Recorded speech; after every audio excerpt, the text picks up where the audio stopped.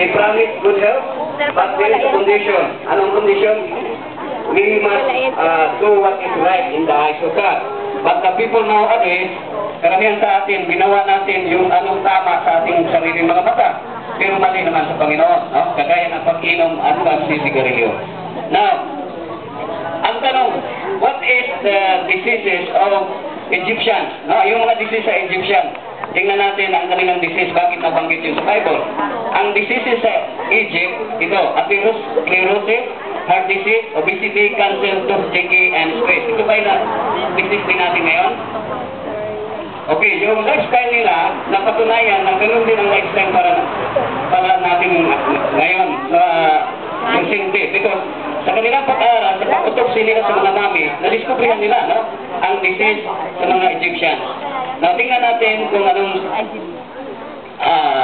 yung pinaka-main topic natin about nutrition. No?